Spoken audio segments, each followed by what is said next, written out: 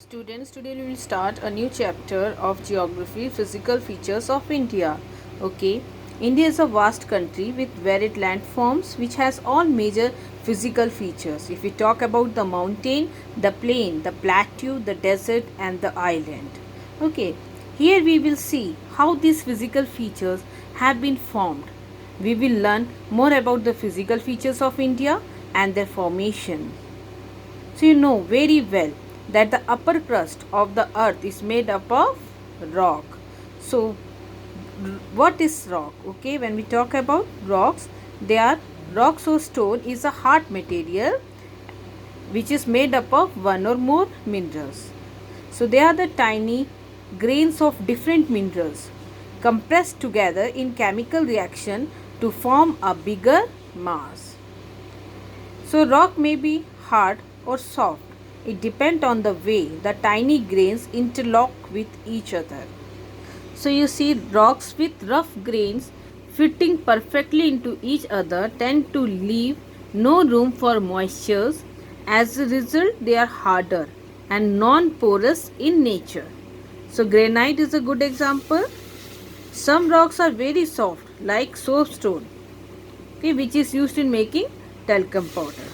If we talk about the color of the soils, that varies from one place to another because soil is formed out of different types of rocks. Okay, since rocks are of different colors and textures. So the reddish color, if we talk about the color of the soil is reddish, is due to the diffusion of iron in crystalline metamorphic rocks, while the yellow soil, if we talk about yellow soil, is when the diffusions occur in hydrated form. So iron gave red color to red soil. Ferric iron oxides give yellow color to yellow soil. When we talk about the India, it's a large landmass, okay, formed of rocks during different geological period, okay, which has influenced her relief. So if we talk about the geological periods, this means the time of the physical formation and development of the earth, okay, especially prior to human history. So it can be a time during the system of the rock formed. So we can take the example of Himalaya, okay, it is an example of what? Geological features. Why? You know, the evolution of Himalaya was accomplished in 4 major phases. Okay, if you talk about the evolution here, it is during the late Cretaceous phase, okay, to Paleocene. Then you can see the formation of Himalaya to the late Pliocene to middle Pleistocene phase, and the formation is still under process. So when we talk about geological, it takes millions of years for the formation of any physical relief. So beside this geological formation, a number of processes, okay, that work, such as the weathering, the erosion and depositions have created the relief. Okay, so here comes weathering. So you know, weathering that causes the disintegration of the rock or breaking down the rocks, okay, which loosen the surface minerals of rock so that they can be transported by the agents of erosion, okay, such as water, wind, ice. And when we talk about the erosion, this is the wearing away the surface of the land, okay, or you can see eroding the surface of the land. Once the rocks has been weakened, okay, and broken up by weathering, it is ready for erosion.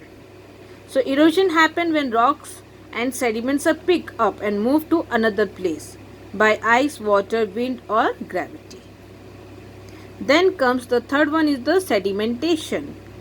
So sedimentation is the process during which particles suspended in water, okay, it tended to settle down, or you can see depositions of those sediments or deposition of sediments, okay, which has been brought by the agents of erosion that has been deposit, okay, so that we call sedimentation. So here you can see the geological formation, which we talk about number of processes such as weathering, that erosion and deposition that created the relief features. Okay. So each scientist have attempted to explain the formation of physical features, okay, with the help of some of the theories that are based on certain evidences. So one such plausible theory is the theory of plate tectonic. Okay. So when we come the plate tectonic, okay, so the idea or the theory of plate tectonic says that earth outer layer is made up of large moving pieces called plates. Okay, all of earth, land and water sit on these plates. The plates are made up of solid rocks. So according to this theory, the crust of the earth has been formed out of 7 plates and some minor plates. They are African plates, Antarctica plates, Eurasian plates, Indo-Australian plates, North American, South American and Pacific plates. So these are the 7 major plates. So you know the crust of the earth, okay, is broken up into large pieces of plates that move around, floating on the top of the liquid layer of the earth known as the mantle. The process is driven by convection currents within the mantle. So here you can see the convection current, okay, are formed by hot magma near the core rising towards the surface, while cooler magma near the crust sinks, setting up a current that causes the plate to move. These currents are the primary among driving force behind plate movements. So here comes the map. Okay. The map above may have seen confusion at first, but the main thing is that the colored line, you can see the colored line, shows the lines where the crust is broken up into many different plates. So here you can see the lines which shows that these are the broken lines, okay, or the crust is broken into different plates. So here you can find the major plates also and the smaller minor plates also. So most of the plates are named after the continent. So you can see African plate, North and South American plate, here is the Eurasian plate, okay, Antarctica plate, Indian plates. So here you come that there are the minor plate, that is Nazca plate, this Caucasus plate, Caribbean plate. Here you can find African plate. Then here comes Philippines plates, you can see here. And then, so these are what? These are the major and the minor plates. Here you find some plates are entirely oceanic crust or crust under the ocean, okay, whereas other are the combination of ocean and continental crust, which is the crust of the continents. The boundaries where two separate plates meet is where all the action occur and is called as a fault. So a fault is a crack, okay, in the earth crust resulting from the movement of the two plates. Here you can see the movements of the plates result in the building up of stresses within the plates and the continental rocks above, leading to folding, faulting and volcanic activity.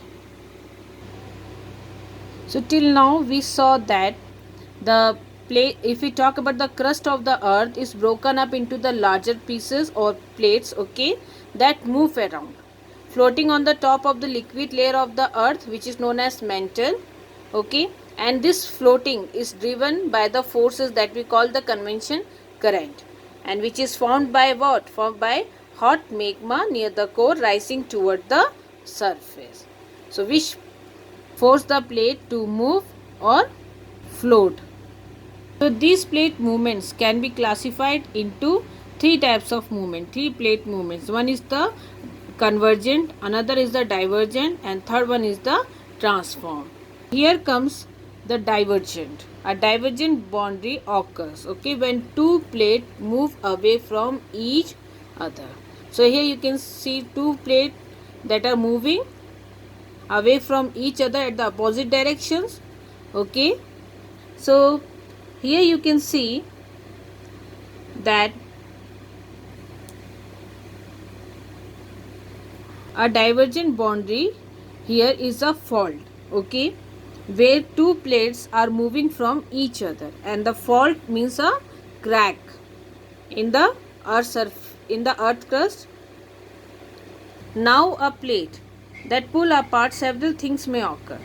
First of all, the volcanic activity is common in this area, since mantle easily move to the surface through the thin fractured rock as it separates. Volcanoes are a sign of divergent boundaries. This happens all along the mid-ocean ridge, where magma is constantly streaming to the surface, creating a new ocean floor as the plate surfaces. And if the continent happens to be a place where a divergent boundary occurs, then the continent will begin to be torn apart as the side of the plate separate, creating a rift valley. So the African Rift Valley is an example of this occurrence. Okay, so here comes the convergent boundary, is an area of earth where you can see two or more plates that collide with one plate. Okay, they collide with each other. Eventually you can see one plate that slide beneath the other, causing a process called subduction. So here you can see two plates, they are colliding.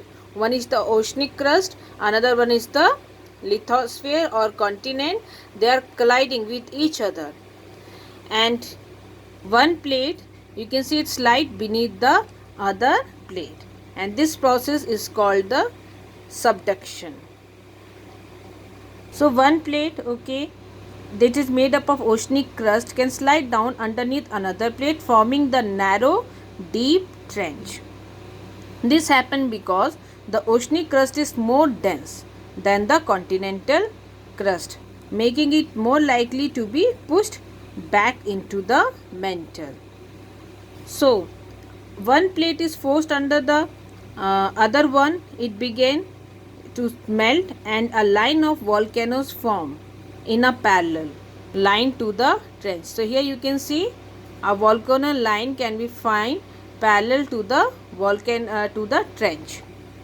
So here when this magma reach, okay, the surface, they created volcanic arc, can form an island arc chain or an arc as in continental crust. So islands are like the Philippines, and if it is in the continental crust, a line of volcanic mountain like the Cascade Range in the USA or the Andes mountain in the South America. The third type of movement is the transform. So two plates that are sliding past each other. Okay, so you can see these two plates, they are sliding past each other. The earth plates move past each other, rubbing along the edges. Okay, as the plates slide across each other, they neither create lands nor destroy it. Because of this, they are sometimes referred to as a conservative boundaries or the margin. So here we have a look that we discussed about the movements of the plates, which classified into three types of movements. Here one is the convergent, another is the divergent, and third one is the transform.